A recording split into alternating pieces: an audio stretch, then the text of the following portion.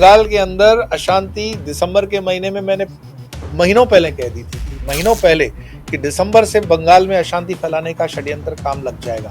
ये भारत देश कोई ईंट का छोटा मोटा टुकड़ा नहीं है कि कोई भी आएगा, उठाएगा, हिलाएगा और हिल जाएगा।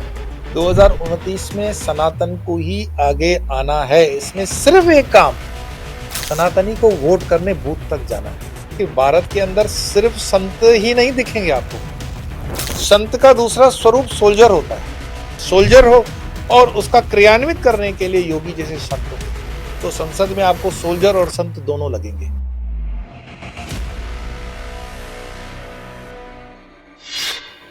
नमस्कार, धर्म ज्ञान के दर्शकों का स्वागत है। मैं हूं आपके साथ कविता राणा और एक बार फिर पुनः हमारे साथ मौजूद है आध्यात्मिक गुरु स्वामी योगेश्वरन गिरी महाराज जी। महाराज जी, सबसे पहले तो आपका धर्म ज्ञान स्वागत करता है। नमस्कार, नमो नारायण, धन्यवाद। आज की शुरुआत मैं अपने पहले प्रश्न से करी और वो प्रश्न जुड़ा है हमारे राम मंदिर से, क्योंकि हाल ही में हमने देखा जिस तरह से मंदिर के स्वर्ण शिखर पर धर्म दंड पर धर्म ध्वजा पताका लहराई है और एक नया इतिहास अयोध्या में रचा गया है। इस धर्म पताका के लहराने के बाद से अब देश का भविष्य आपको किस ओर नजर आता है? राम मंदिर का बनना अपने आप में, जिसको कहते हैं ना सनातन की ध्वजा, वहां से ही प्रारंभ तो हो ही चुका था और ये शुभ संकेत भी था। ये निर्णय सही समय पे, अगर पहले हम तो सोचते थे कि 70-75 वर्ष जो निकल गए वो नहीं निकलने चाहिए थे, पर देर आए दुरुस्त आए। और जिनके मान लीजिए नसीब में लिखा हुआ था ये शुभ क्रेडिट लेना, बीजेपी सरकार के अंदर ये होता है, जुडिशरी के माध्यम से होता है। लेकिन ये जो भी हो रहा है और जो हो रहा है वो शुभ है, शुभ है सनातन के लिए। और जो भी इस देश के रहने वाले सिटीजन्स हैं, नागरिक हैं, वो जो अपने आप को सनातनी समझेंगे तो उसका गर्व महसूस करेंगे। और जिनके पूर्वज वो मानते हैं कि विदेशी थे, आक्रांता थे, अरब थे, मुगल थे, हो सकता है उनको नाराजगी भी होती हो। तो इसको जनरलाइज नहीं कर सकते कि सब खुश भी होंगे या सब प्रसन्न होंगे, इंक्लूडिंग मुझे। गैर हिंदुओं से ज्यादा तो हिंदुओं से कभी कभी थोड़ी सी शिकायत होती है, जो हिंदू होकर के भी इस चीज का स्वाभिमान नहीं महसूस करते हैं, जो हिंदू होकर के भी इस पृथ्वी पर एकमात्र ये राष्ट्र है जो हिंदू राष्ट्र है, उसका एक गर्व महसूस नहीं करते हैं कि राम राज्य की स्थापना उस पताका फहराने से, उस धर्म ध्वजा फहराने से एक जो हमें फील आता है, जो एक भाषित होता है, उसका गर्व लेना चाहिए। जो नहीं लेते हैं बदकिस्मत हिंदू हैं वो। बाकी खैर जो गैर हिंदू हैं उनका तो सहज रूप समझ में आता है, मानसिक थोड़ा सा अगर विरोध है तो भी ठीक है, कोई बहुत इसको गंभीरता से नहीं लेना चाहिए। और इसी धर्म पताका को क्या हिंदू राष्ट्र के चश्मे से भी देखा जाना चाहिए? हालांकि देखिए, जो मोहन भागवत है, संघ प्रमुख, साफ कह चुके हैं कि भारत को हिंदू राष्ट्र के तौर पर घोषित करने की जरूरत नहीं है, क्योंकि वो ऑलरेडी है और इसकी सभ्यता पहले से इसे जाहिर करती है हिंदू राष्ट्र के तौर पर। लेकिन जब हम धीरेन्द्र शास्त्री जी को देखते हैं, उनके साथ जो हम संतों का जमावड़ा देखते हैं, जब उन्हें देखते हैं दिल्ली से वृंदावन तक हिंदू एकता के लिए, हिंदू राष्ट्र की आधिकारिक घोषणा के लिए जब वो इतनी पदयात्राएं निकालते हैं, तो समझ नहीं आता कि भारतीयों को किस तरफ जाना चाहिए। जो संघ प्रमुख जो बातें कह रहे हैं उनकी तरफ जाना चाहिए, या फिर जो धीरेन्द्र शास्त्री की जो यात्राएं निकलती है उसमें शामिल होना चाहिए? नहीं, इसमें पहले तो आप दोनों के दो चीजों को मिक्सअप कर रहे हैं। धीरेन्द्र शास्त्री जी की नीयत बिल्कुल साफ है, उनका इरादा बहुत अच्छा है। भारत को जगाने का जो उन्होंने बीड़ा उठाया है, युवाओं को स्पेशली, बहुत अच्छा संकल्प है। और ऐसे यात्राएं और ऐसे ही पद यात्राएं होती रहनी चाहिए। इसमें कोई हमें मतलब कोई इसमें स्टेटमेंट करने की जरूरत नहीं है, बहुत सही है। मैं तो चाहूंगा कि क्यों सिर्फ वृंदावन से एक डायरेक्ट भारत भारत भारत आता है ना। तो उस चीज को भी मैं समझता हूं कि इस यात्रा को और एक्सटेंड करते हुए धीरेन्द्र शास्त्री जी को दक्षिण भारत तक भी जाना चाहिए, तमिलनाडु जैसे राज्यों में, कर्नाटक। तो उससे क्या होगा कि हर तरह के संत आपस में मिलेंगे, चर्चा होगी। जहां आपने कहा कि मोहन भागवत जी जो बोल रहे हैं वो संघ के रिप्रेजेंटेशन में बोल रहे हैं। संघ की आयु इस राष्ट्र में 100 साल के ऊपर की है जी। ठीक। और संत तो क्या होता है कि एक विचार लेकर के चलता है। शारीरिक रूप से जब हम किसी व्यक्ति से जुड़ते हैं तो व्यक्ति की जितनी आयु है उतना विचार होकर के खत्म हो जाता है। संघ व्यक्ति नहीं है, संघ एक विचार है, संघ एक विचारिक क्रांति है, और उसके साथ एक दो तीन चार लोग नहीं जुड़े हुए हैं। राष्ट्रीय स्वयं सेवक संघ, स्वयं सेवक मतलब हम अपने में जो भी राष्ट्र के लिए खुद को खपाते हैं वो सब स्वयं सेवक ही हैं। उसे जरूरी नहीं है कि नमस्ते सदा वत्सले बोले तो ही स्वयं सेवक होता है। जो भी भारत की है, सनातनीय है, हिंदू है, वो स्वयं सेवक है। तो वो 100 साल की जो परंपरा है, वो विचार, सनातन का विचार एक अलग दृष्टिकोण है। और उन्होंने जो कहा कि भारत ऑलरेडी एक उसको घोषित करने की पेपर पर कि ये सनातन राष्ट्र है या हिंदू राष्ट्र है, मेरे देखे भी मैं उनसे सहमत हूं। ये बहुत बड़ा मायने नहीं रखता है। आप इस देश में जितनी नदियां बहती है वो सारी गंगा, यमुना, सरस्वती, कृष्णा, कावेरी, नर्मदा जो भी है, उसका कोई अरबीकरण थोड़ी हुआ है, इस्लामीकरण थोड़ी हुआ है। जी। आक्रांता भी इस देश में वो नाम बदल नहीं सके। हाँ, जो अशुद्ध नाम है उसको शुद्धिकरण हो रहा है, जहां जहां जरूरत पड़ रही है वहां शुद्धिकरण हो रहा है। और 1000 साल की गुलामी है, 700 साल जिसमें मलेच्छों का हमारे ऊपर आक्रमण रहा, उस 700 साल के आक्रमण को दूर करने के लिए कम से कम 20-25 साल तो निकल जाएंगे। जो दृष्टिकोण वाली सरकार आई है वो तो 2014 से आई है। अब 2014 से 2024 10 वर्ष हुए हैं। काफी कुछ इसमें हो गया, राम मंदिर जैसे राम मंदिर बन गए, और भी कई जगहों का परिवर्तन हुआ, लेकिन सनातन राष्ट्र जो है इसको कोई मिटा नहीं सकता। विवेकानंद जैसे कहते हैं कि भारत के अगर आखिरी घर में भी राम का नाम रहेगा तो भी सनातन धर्म फलीभूत हो जाएगा पुनः। ये राम की इतनी शक्ति है, नाम की इतनी शक्ति है, तो इस राष्ट्र को कोई मार नहीं सकता। हाँ, ये ठीक है कि भौगोलिक दृष्टि से थोड़ा बहुत ऊपर नीचे होते रहते हैं। अफगानिस्तान, उपगणस्थान से हम कश्मीर तक भी आ गए, कश्मीर से भी हो सकता है कि हम थोड़ा बहुत लेने देने के इसमें अभी नेगोशिएशंस में है। पर ये राष्ट्र था, ये राष्ट्र है, और ये राष्ट्र हमेशा रहेगा। लाखों वर्षों की इसकी जो संस्कृति है, इसका जो धर्म है, वो बिल्कुल पौराणिक रूप से दर्ज है हमारे दर्शन शास्त्र के अंदर। हमें किसी के सर्टिफिकेट की जरूरत नहीं है कि ये हिंदू भूमि है। ये यहाँ पैदा होने वाला किसी भी धर्म का हो वो सनातनी है, वो माने ना माने उससे कोई जी, फर्क नहीं पड़ता। बिल्कुल। आप कह रहे हैं यहाँ पैदा होने वाला किसी भी धर्म का सनातनी हो, और संघ प्रमुख भी यही कहते हैं कि हिंदुस्तान में रहने वाला हर इंसान हिंदुस्तानी है, वो अपने आप को हिंदू माने। लेकिन आपको क्या लगता है जो देश के मुसलमान हैं, क्या वो इस बात को अब समझ चुके हैं? जो आप ज़मीनी स्तर पर जो परिस्थितियाँ देखते हैं, बदलाव अब आया है 14 के बाद से? जैसे मैंने शुरू में ही कहा कि इस देश के अंदर मानो 90% के आसपास हिंदू हैं। तो जी। 90% के जो हिंदू हैं, वो 90 के 90% हिंदू वो सचमुच में हिंदू हैं क्या? मैं तो मुसलमानों की, क्रिश्चियनों की बाद में बात करूंगा। हिंदुओं के अंदर ही जो दोगलेपन के हिंदू हैं, है ना, जो सेकुलरिज्म के नाम पर या अन्य फ्रंट्स के नाम पर अपने आप को उससे अलग करते हैं, विवाद खड़ा करते हैं, तो वो हिंदू सबसे पहले हमारे लिए खतरनाक है। वो हिंदू हमारा सबसे पहले शत्रु है। हमारा शत्रु कोई मुसलमान नहीं है। यानी कि आप कह रहे हिंदुओं हैं कि को, सेकुलर हिंदू ज़्यादा खतरनाक है देश के लिए? बिल्कुल बिल्कुल, सेक्युलर हिंदू इस देश को दीमक की तरह खा रहा है। और ये सेक्युलरिज्म के नाम पर वो सिर्फ राजनीति कर रहा है, या तो फिर सस्ती, जिसको बोलते हैं लोकप्रियता हासिल करने के लिए ऐसे स्टेटमेंट कर रहा है। तो कोई देश के, मैं मुसलमानों से मिलता हूँ, बिल्कुल सनातनी मुसलमान है। मुसलमानों में 2-4% इधर उधर छोड़ दो, जी। बाकी तो वो जानते हैं कि हिंदुस्तान को छोड़कर उनका दूसरा घर कौन सा है। और जो थोड़े प्रभाव में आ जाते हैं, जो पिछले दिनों डॉक्टरों वाला कांड हुआ, या जो भी आप जानते हो, उस पर हम डिटेल में कर भी चुके हैं पॉडकास्ट। तो जो मति भ्रमित हो जाते हैं वो तो हो ही जाते हैं, क्योंकि वो आपकी शिक्षा, दीक्षा, संस्कार, खान पान, रहन सहन, आपके गुरु कैसे हैं उस पर आधार होता है। लेकिन जो मुस्लिम इस देश के दर्शन के साथ, इसकी धारा के साथ जुड़े हुए हैं, तो वो भ्रमित नहीं होते हैं। और मैं मानता हूं कि प्रोमिनेंटली जो भ्रमित मुस्लिम है, वो कोई उसको नजरअंदाज हमें नहीं करना चाहिए, उनके साथ बिल्कुल कड़क तरीके से हमें निपटना चाहिए। लेकिन ये कारण मेजोरिटी मुस्लिम, आज भाजपा जीत रही है, बिहार में भाजपा जीती है,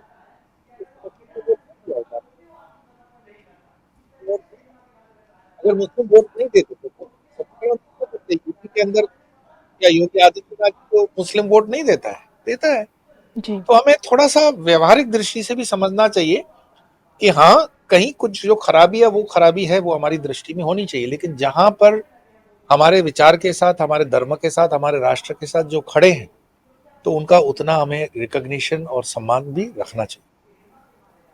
बिल्कुल, लेकिन क्या आपको लगता है अभी जो हमने देखा दहशतगर्द डॉक्टर्स का दिल्ली धमाके में जो हमने चीज़ें निकल के जो सामने आई, उसके बाद अगर रामभद्राचार्य अपने शिष्य धीरेन्द्र शास्त्री का साथ देते हो, अगर ये ऐलान करते हैं कि अब हिंदू एकता यात्रा कश्मीर से कन्याकुमारी तक निकाली जाएगी, तो क्या जी, उनकी इस हिंदू एकता यात्रा को कश्मीर का मुसलमान समर्थन दे पाएगा? मैं कहता हूं वो हिंदू यात्रा आप हिम्मत करके निकालो। आपको संघर्ष तो तमिलनाडु में भी करना पड़ेगा, दक्षिण के राज्यों में भी करना पड़ेगा, लेकिन ये कभी ना कभी तो करना ही है, तो करना चाहिए। संघ अपनी दृष्टि से जो कार्य कर रहा है, संघ को कार्य करते देना चाहिए, और संत जो कार्य कर रहे हैं उन संतों को भी अपना कार्य करते रहना चाहिए। हम आश्रित नहीं रह सकते हैं कि भाजपा करेगी तो काम करे, संघ करे तो करे। हमें अपने अपने जवाबदारी को देखते हुए अपने अपने स्तर का कार्य करते रहना चाहिए। तो पूज्य रामभद्राचार्य जी ने अगर ये संकल्प लेकर के शास्त्री जी को कहा है आगे बढ़ने के लिए, तो पूर्ण रूपेण एक समर्पण भाव से हम भी उनके साथ हैं। और ये आपने पूर्ण दक्षिण अखंड भारत भारत, को चुनौती क्यों बताई? अखिल भारत में चुनौती इसलिए है कि आप आज देख रहे हो कि जहां पर नॉन बीजेपी स्टेट्स हैं वहां पर ओछी राजनीति जिसको बोलते हैं ना, बहुत एक निम्न स्तर की राजनीति हो रही है।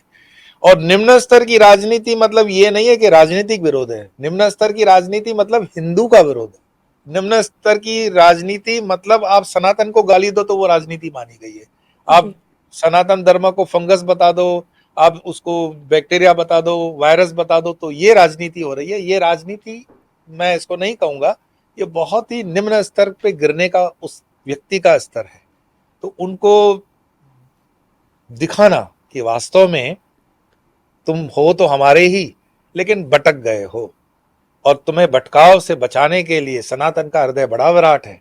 हम यात्रा करते हुए भी तुम्हारे तक आएंगे। जैसे लालू ने अडवाणी जी को गिरफ्तार किया था राम मंदिर के समय में, तो जी। ऐसी गिरफ्तारियां मैं मानता हूं दक्षिण में और शायद पूर्वोत्तर या पश्चिम बंगाल की तरफ हो सकती है। पर ये हिम्मत करनी पड़ेगी, संतों को एक साथ आना पड़ेगा, और संतों को इसको जोर दे करके, क्योंकि ये राम मंदिर का भी जो मुहिम है वो संतों की ही कामयाबी है।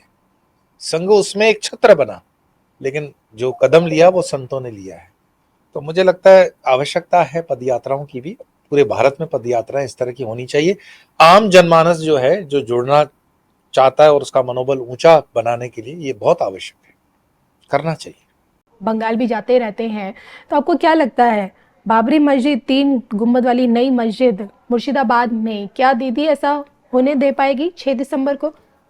या 6 मैं दिसंबर को कल कुछ बड़ा हो सकता है पश्चिम बंगाल में? संत ये समाज का जो ये गुस्सा ये, भड़का हुआ है। ये राजनीतिक एक मतलब मुझे लगता है कि अपॉर्चुनिस्टिक जिसको बोलते हैं ना, अवसरवादिता के ऊपर ये स्टेटमेंट है। अवसरवादिता के लिए ये पूरा पब्लिसिटी स्टंट है। पहले तो मस्जिद बनाने के लिए मुसलमानों को राजनीतिक नेताओं की जरूरत पड़ती है, बड़ा आश्चर्य लगता है। हम धीरेन्द्र शास्त्री जी, रामभद्राचार्य जी या शंकराचार्यों की बात करते हैं सनातनी, हम कभी थोड़ी कहते हैं मंदिर बनाने के लिए हमको अमित शाह जी की जरूरत है, नहीं है। संत इतने समर्थ हैं हिंदुस्तान के अंदर सनातन के कि वो स्वयं से धर्म के मार्ग पे चल सकते हैं। हमें राजनीतिक प्रोटेक्शन की उतनी आवश्यकता नहीं पड़ती। मुसलमान को अपने धर्म बचाने के लिए राजनीतिक नेताओं की क्यों जरूरत पड़ती है, इतने कमजोर क्यों है वो? तो अगर ये किसी मानो कि धार्मिक व्यक्ति की स्टेटमेंट होती तो उस पर बात भी हो सकती थी। राजनीतिक तो अपॉर्चुनिटी का नाम है, एक अवसरवादिता का नाम है, और मुझे लगता है कि ये अवसरवादिता ध्रुवीकरण है कि मुसलमान की वहां संख्या 35-40% जो है उस वोट को ध्रुवीकरण करके बंगाल की राजनीति को इस तरह से लाएं। और मैं आपको इसी मंच से बताऊं कि बंगाल के अंदर अशांति फैलाने के पूरे षड्यंत्र हो रहे हैं। और ग्रह दशाओं से भी मैं बता दूं, बंगाल के अंदर अशांति दिसंबर के महीने में मैंने महीनों पहले कह दी थी कि महीनों पहले कि दिसंबर से बंगाल में अशांति फैलाने का षड्यंत्र काम लग जाएगा। तो ये तो रहा धार्मिक स्तर पर, मैंने कहा अब उसको कैसे कानून और व्यवस्था के दृष्टि से केंद्र सरकार और राज्य सरकार निपटती है ये उनका विषय है। पर जब हमारी दृष्टि में आ रहा है कि कोई ऐसा ओछा व्यक्ति हरकत कर रहा है तो उसको पहले से उसकी इलाज कर दो। कोई इसके पक्ष में नहीं है। बाबरी को कोई जिंदा नहीं करना चाहेगा, क्योंकि बाबरी नाम जिंदा होते ही अशांति अपने आप में जिंदा हो जाएगी। तो ये सरकार का काम बनता है, चाहे वो केंद्र की बने या राज्य की बने, स्थानीय बने, जुडिशरी वालों को जो भी करना है वो it is there cup of tea. और ये सही समय है कि जहां जुडिशरी को भी इंटरफेयर करना चाहिए, including high court of Calcutta, उसको इंटरफेयर करना चाहिए इस चीज के।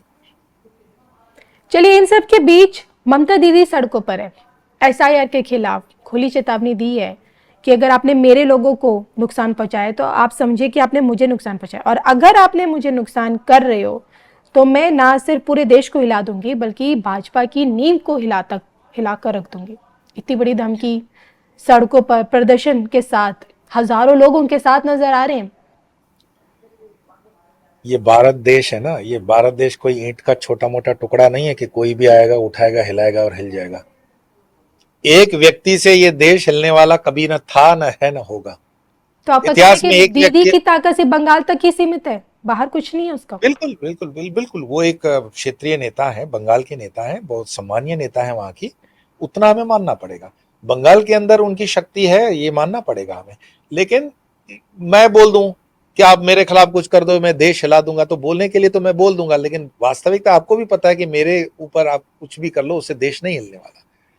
बंगाल भी इसीलिए क्योंकि ये राजनीतिक एक स्टेटमेंट है, राजनीतिक व्यक्ति बोल रहा है, और मैंने बताया वहां पर ध्रुवीकरण हो रहा है, पोलराइजेशन ऑफ वोट। यहाँ इस समय मैं कल एसआईआर का ऊपर एक रील देख रहा था जहां पे वो रिपोर्टर महिला से पूछ रहा है कि यहाँ एसआईआर हो गया, सुना है यहाँ के लोगों के नाम कट गए। तो महिला बोलती है कि नहीं नहीं, ये कोई नाम नहीं कटा। तो बोले आपने फॉर्म्स भर दिए? बोले हाँ भर दिए। तो बोले आप संतुष्ट हो? बोले संतुष्ट हो। तो बोले दीदी तो वो बोल रही है, तो इशारे से बोल रही है, इट्स ऑन रिकॉर्ड, आप अगर गूगल करोगे तो मिल जाएगा आपको यूट्यूब पे। तो वो कहती है कि कुछ चीजें गुपचुप की जाती है। आप इसको संकेत समझ जाओ, बंगाल के अंदर बहुत कुछ गुपचुप हो रहा है। बंगाल में लोग गुपचुप काफी कुछ परिवर्तन की तरफ बढ़े हैं। जो गलतियां उन्होंने पीछे की होंगी 8-10 साल पहले, वो गलतियां अब सुधार ली जाएंगी। तो मुझे बहुत मतलब साफ चित्र दिखाई दे रहा है, बंगाल का भी चित्र दिखाई दे रहा है, साफ है। अभी जो आपको धूल उड़ती हुई दिखाई दे रही है, ये एक काल का जो है ना समय है, आपको जी, धूल दिखाई दे रही है। ये परिवर्तन का धूल समय। में, हाँ बिल्कुल, ये परिवर्तन का समय है। और ये धूल थोड़ी देर के लिए आपके हो सकता है कि खिड़कियों को और फर्नीचर पे जम जाए और खराब करे, उसको साफ करना पड़े। पर ये धूल जब साफ हो जाएगी तो बंगाल पूरी तरह से स्वच्छ होकर के, पवित्र होकर के उसी गरिमा को वापस प्राप्त करने जा रहा है। बंगाल के लेकिन अच्छे दिन प्रारंभ होंगे। लेकिन अच्छे दिनों से पहले क्या हमें बंगाल में रक्त रंजित पिक्चर भी देखने को मिल सकती है? बंगाल को बिल्कुल। बांग्लादेश वाला मैं जैसा हाल देखने को मिलेगा क्या, आपको लगता है? मैं मैंने ये बताया था कि दिसंबर महीने से, नवंबर के बाद दिसंबर महीने से ये षड्यंत्र इस तरह से होंगे। हाँ, अगर भारत में कहीं पे भी डिस्टरबेंस होता है तो वो पहला बंगाल से ही होगा। और ये बिल्कुल कोई बहुत दूर की बात नहीं है, नजदीक में ही होगा। और इसका इलाज कोई बाहर से करने वाला व्यक्ति भी नहीं चाहिए, वो बंगाल के ही अंदर रहने वाले जो हैं उनको पता है कि क्या करना है।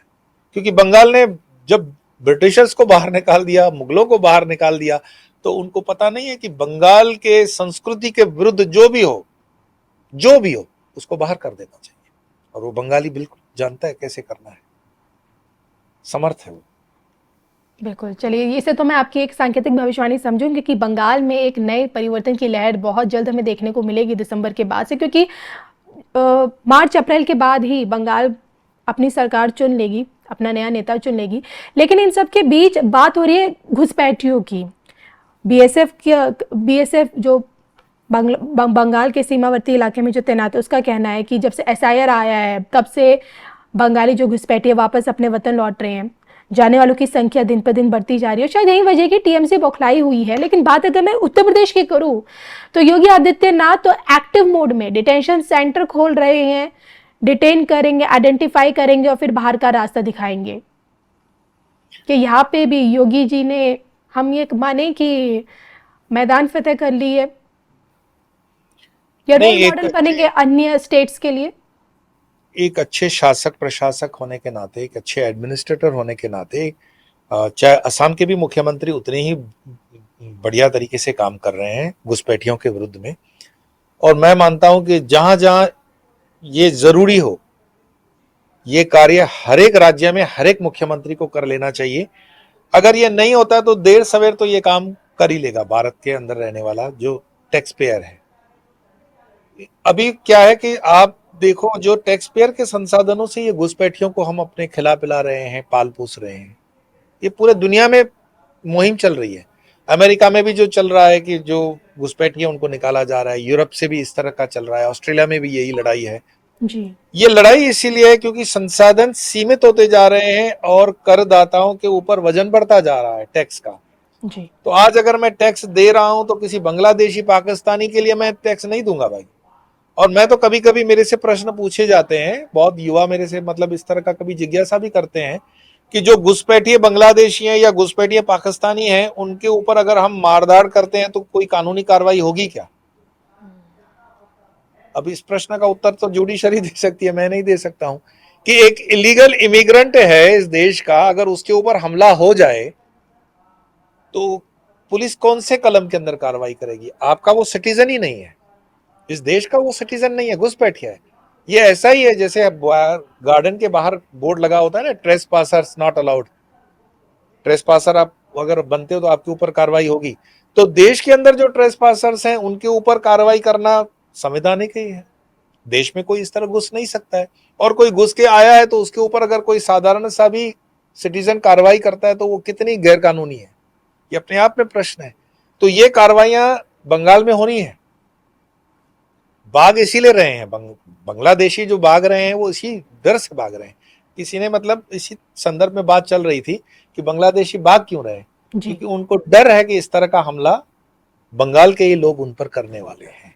ओके। और ये तैयारी कहीं ना कहीं उनको हो सकता है कि पूर्वाभास हो गया हो, और उस वजह से उस डर से वो निकलना जायज भी बनता है, उनको छोड़ देना चाहिए। जरूरी थोड़ी है कि हर चीज का आप रक्त रंजित करोगे उसके बाद ही जाना पड़ेगा। जैसे बांग्लादेश के अंदर जो स्थितियां बनी हिंदुओं के लिए या हमारे भारत से जुड़े हुए लोगों के साथ, उसको हम कंपैरिजन नहीं करें एक दूसरे के साथ। लेकिन बांग्लादेशी काफी बंगाल के अंदर जो घुसे हुए हैं उनको बंगाल जितनी जल्दी हो सके छोड़ देना चाहिए। तो बांग्लादेशियों का यही डर क्या योगी आदित्यनाथ जी हैं ये डिटेंशन सेंटर के बाद? जिस दिशा में अभी वर्तमान की राजनीति जा रही है, तो मैं बता रहा हूं 2024 में अगर सारा कुछ रीड्रॉ भी कर लिया जाए कॉन्स्टिट्यूंसीज को, तो भी एज ऑफ टुडे बीजेपी बहुत अच्छी मेजोरिटी से जीत रही है। आने वाला 29 जो में। चुनाव 2029 का, सॉरी मैं अच्छा। 2024 भूल गया, जी। 2029। तो ये जो इंट्रूजन करते हैं, ट्रेसपास करते हैं, या देश के अंदर अराजक तत्व बाहर से आते हैं, स्पेशली मैं बांग्लादेशी और पाकिस्तानियों की बात कर रहा हूं, तो उनके आका उनको पहले ही बता देते हैं कि इस स्टेट से हट जाओ, यहां पर सरकार बदलने वाली है। बांग्लादेश से बांग्लादेशियों का बंगाल छोड़ने का अब आप संकेत समझ गए कि उनके आकाओं ने उनको बता दिया परिवर्तन हो रहा है। मैं बताऊं परिवर्तन हो रहा है, उसको प्रमाण आप मत मानो, लेकिन उनके आकाओं ने उनको बोल दिया परिवर्तन आ रहा है, दैट मीन्स परिवर्तन आ रहा है। तो ये संकेत उस तरह भी आप ले सकते हो। और योगी आदित्यनाथ जो कर रहे हैं वो एक भारत के संविधान के भीतर जो है दी हुई सत्ता उसका सदुपयोग कर रहे हैं, और वो सभी मुख्यमंत्रियों को सत्ता दी हुई है। अपने अपने विवेक का इस्तेमाल करते हुए आप इस्तेमाल कर लो, और जो भी है अपने देश के हित को, अपने देश के नागरिक के हित को रक्षा करने के लिए करना बहुत जरूरी भी है और ठीक भी है, कर लेना चाहिए। इसको हम पूछ के थोड़ी करेंगे किसी से कि हमें ये करना चाहिए कि नहीं करना चाहिए। वोट आपको किसी लिए देती है जनता। तो बिल्कुल योगी आदित्यनाथ जो कर रहे हैं, मैं मानता हूं हर स्टेट में हर मुख्यमंत्री को इस तरह कर लेना चाहिए, और जितने भी विदेशी घुसपैठ के लोग घुसे हुए हैं उनको तत्काल रूप से बाहर कर देना चाहिए। परिवर्तन की इस लहर में आपने तो देख लिया है कि भाई 29 में दोबारा मोदी 4.0 हमें नजर आएगा सेंटर में। लेकिन एक बात है, लोग सोचते हैं कि क्या 400 पार हो पाएगा? 413 सीट राजीव गांधी के टाइम पे कांग्रेस, क्या ये record PM Modi back to back तो नहीं तोड़ पाए? 29 में आपको लगता है अगर चेंज बंगाल में आता है, चीजें इस तरह से बदलती हैं, सनातन की धारा इस तरह से रफ्तार से बहती है? कुछ भी करने की आवश्यकता नहीं, सिर्फ इस देश का सनातनी एक बार वोट करने चला जाए बूथ पे। आपको लगता है 29 में सनातनी जाग जाएंगे, वोट देने जाएंगे, 400 पार करा के रहेंगे मोदी जी को? नहीं नहीं, इस बिल्कुल जगे हुए दिखाई दे रहे हैं। बिहार में आपने नहीं देखा कैसे जगे हुए हैं। बिहार ऐतिहासिक में मैंडेट, बिल्कुल। सीट ऐतिहासिक जीत हुई, नीतीश कुमार जी और एनडीए की बराबर जीत हुई, और जिनको परास्त करना था उन्होंने तय कर लिया कि हमें 9वीं पास और चोर की प्रवृत्ति के नेता नहीं चाहिए, जी। चाराचोर प्रवृत्ति या चाराचोर प्रवृत्ति के परिवार वाले भी नहीं चाहिए। और फिर कुदरत का कानून भी देखो, किसी ने परिवार में उनके कलह नहीं किया, आपस में ही लड़ मरे, ठीक जी। है ना। तो ये कुदरत का कानून काम करता है, धर्म काम करता है, इसकी अपनी एक ताकत है। तो जो 2029 आप देख रहे हो सनातन का, 2029 में सनातन को ही आगे आना है। इसमें सिर्फ एक काम, सनातनी को वोट करने बूथ तक जाना है, कंपलसरी वोट करना ही चाहिए उसको, चाहे वो बंगाल में वोटिंग हो, बिहार में वोटिंग हो, यूपी में वोटिंग हो। अपना ये नैतिक कर्तव्य है, उसका धार्मिक कर्तव्य है, ये पवित्र कर्तव्य है, उसको निभा देना चाहिए, वोट करना चाहिए। अब देखा जाए तो देखिए योगी आदित्यनाथ जी जिस रफ्तार से उत्तर प्रदेश को उत्तम प्रदेश बनाते जा रहे हैं, उसे देखते हुए लोगों के मन में सवाल उठ रहे हैं कि जब एक सन्यासी जब यूपी को इस तरह से संभाल सकता है, यूपी को दहशत मुक्त, गुंडा मुक्त या फिर विकास की पटरी पे ले जा सकता है, तो अगर संसद में इसी तरह पूरी संसद भगवाधारी सन्यासी सांसदों से भर जाए, तब भारत की तस्वीर कैसी होगी? कुछ लोग कहते हैं कि संतों को राजनीति में उतरना नहीं चाहिए, राजनीति पर बोलना नहीं चाहिए, उनका धर्म नहीं है। आप इस पे क्या सोचते हैं? देखो, हर एक इंसान का अपना अपना ज्ञान होता है, अपनी अपनी परवरिश होती है, अपने अपने संस्कार होते हैं। जो लोग इस तरह की स्टेटमेंट करते हैं ना, संतों को ये करना चाहिए वो नहीं करना चाहिए, वो आप ज्यादा करके देखोगे सेक्युलर होगा, या तो विधर्मी होगा, या तो धर्म के विरुद्ध, हिंदू धर्म के विरुद्ध वाला व्यक्ति होता है। देखिए क्या सन्यासियों के लिए राजनीति बनी हुई है? राजनीति से अगर सन्यासियों को हटा दोगे, मतलब धर्म को, राजनीति से अगर धर्म हटा दोगे तो राजनीति वैश्या हो जाएगी, और धर्म जुड़ जाएगा तो राजनीति सती बनेगी। जैसे कहीं पे भी शास्त्र को रखने के लिए तो शास्त्र का नियंता जरूरी है। आजकल नहीं देख रहे हो वो संसद के अंदर जो मार्क दिया, वो धर्म का ही तो मार्क है ना जी। जब तक धर्म का दंड नहीं होगा, दंड मतलब ये नहीं है कि लठमार करना या लाठी चार्ज करना, धर्म का दंड मतलब धर्म का भय तो होना ही चाहिए, और भय के बिना होए न प्रीत। तो धर्म जब राष्ट्र के अंदर, मैंने तो ये 2026 की वाली प्रेडिक्शंस में कह दिया था कि भारत के अंदर सिर्फ संत ही नहीं दिखेंगे आपको, संत का दूसरा स्वरूप सोल्जर होता है। भारत के अंदर सोल्जर और संत आपको इकट्ठे दिखेंगे। भारत 2027 के बाद आर्मी के राज में आपको दिखता हुआ कुछ समय के लिए दिखेगा, और उस समय जो आर्मी, क्योंकि one of the most discipline and dedicated हमारी इंस्टीट्यूशन है, और भारत को इस समय बिल्कुल जिसको बोलते हैं ना लठमार सफाई की जरूरत है। आप क्या समझते हो, डेमोक्रेटिक पैटर्न से आप बांग्लादेशियों को भगा पाओगे? नहीं। आप धर्मद्रोहियों, देशद्रोहियों को डेमोक्रेसी के अंदर आप ये कर पाओगे? जब तक इस देश में कुछ समय के लिए मार्शल लॉ नहीं आता है, तब तक आप ये काम नहीं कर पाओगे। तो मार्शल लॉ मतलब सोल्जर हो, और उसका क्रियान्वित करने के लिए योगी जैसे संत हो। तो संसद में आपको सोल्जर और संत दोनों लगेंगे, और ये होने वाला है 2027 में। आप तैयार हो जाओ। ये मैं बोल रहा हूं इसलिए नहीं, ये विधि का विधान है, इसको कोई बदल नहीं सकता। नहीं, सन्यासी सैनिक बनेंगे 27 में? नहीं, मैं बता रहा हूं इस देश के अंदर आर्मी को भी रोल है। 2027 के बाद इस देश में आर्मी का रोल है। आप संकेत दे चुके हैं, देश की कमान आर्मी के हाथ में आएगी। लोकतांत्रिक देश भारत में, जो इतिहास में कभी हुआ नहीं हुआ। वो तो कई चीजें नहीं होती हैं, वो तो जो चीजें होनी होती हैं उसको तो होना ही होता है। भूतकाल से हम नहीं जीते, हम तो वर्तमान में जीते हैं ना। तो जो चीज की डिमांड है, जो चीज की जरूरत है, क्योंकि देश के अंदर जो ये फफूंद और गंद आप देख रहे हो, ये अपना सर उठाएगी, 2026 में भी उठाएगी, और उसके कारण देश की परिस्थितियां ऐसी बन जाएगी जहां आर्मी एंटर करेगी। और साथ साथ में मैंने बताया कि योगी आदित्यनाथ जैसे संत जो हैं संसद में रहें, तो ये दोनों समीकरण बहुत शुभ हैं। और ये भारत के राजनीति में हमें किसी यूरोपियन पैटर्न को कॉपी करने की जरूरत नहीं है, हमें यूरोपियन डेमोक्रेसी का जवाबदेही बनने की जरूरत नहीं है। हमें हमारे देश की स्थिति को ध्यान में रखते हुए जो चाहिए, उसके लिए एक क्रियान्वित करने वाली जो इंस्टीट्यूशन है वो आर्मी है, वो हमारे आर्म्ड फोर्सेस हैं। और भारत का आम नागरिक, आप कमेंट्स में भी देखोगे लोग कहेंगे यस आर्मी को आने दीजिए।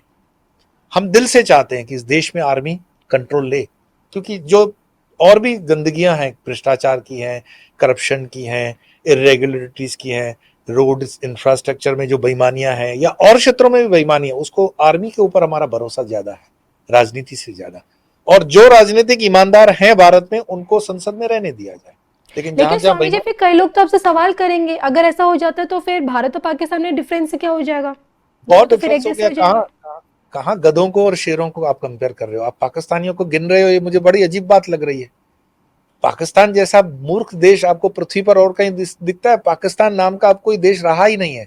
वो एक टूटी फूटी व्यवस्था है, बस मतलब मरती हुई व्यवस्था है, दम तोड़ती हुई व्यवस्था है पाकिस्तान।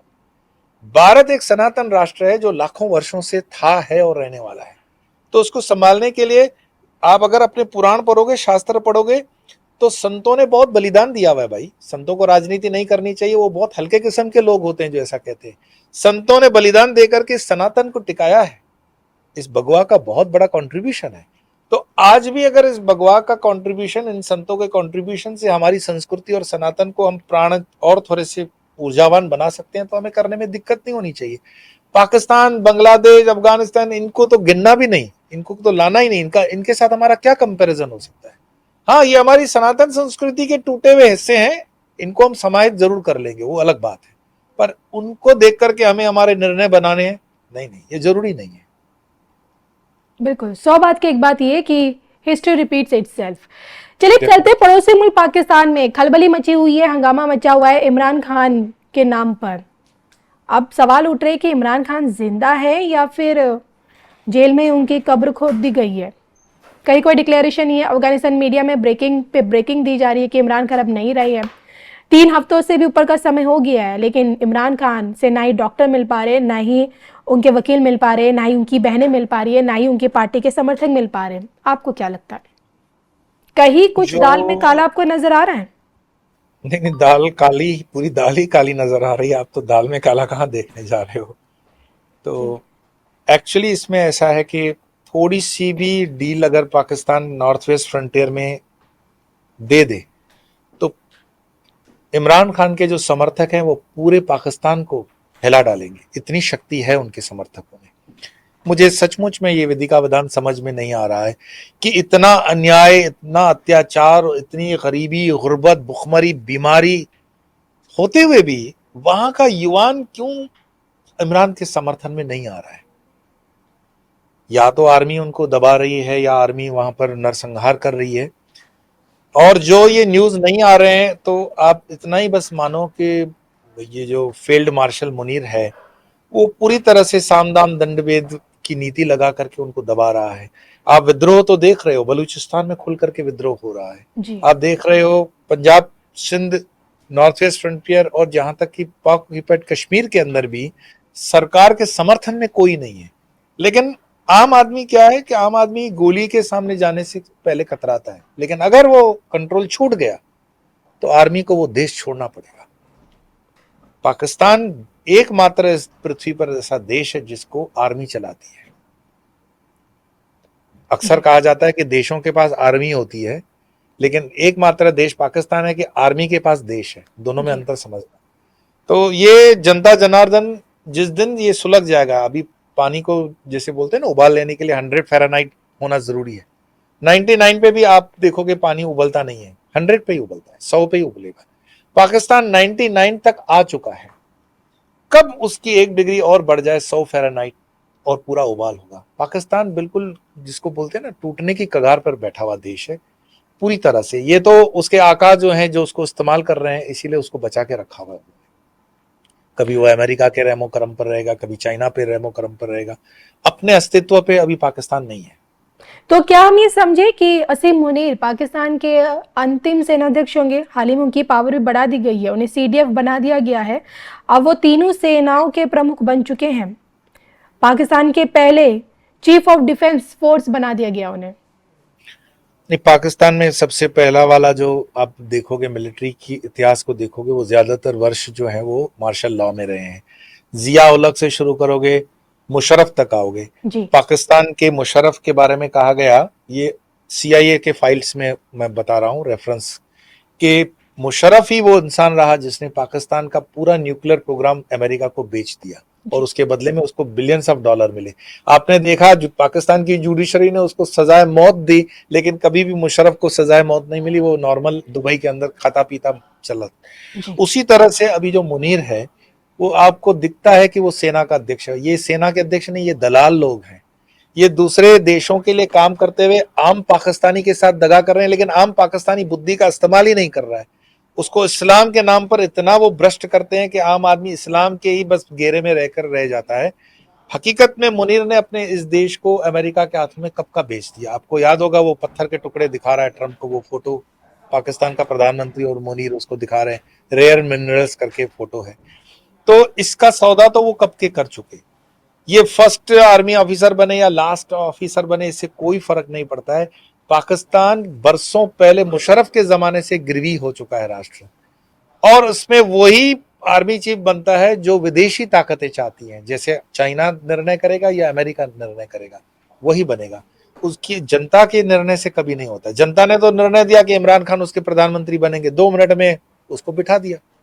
तो जनता का वहां निर्णय है ही नहीं। जब तक वहां की जनता सड़कों पर आकर के जिंदाबाद मुर्दाबाद करते पूरी तरह से इनकलाब नहीं करती, तब तक पाकिस्तान का उद्धार होना नामुमकिन है।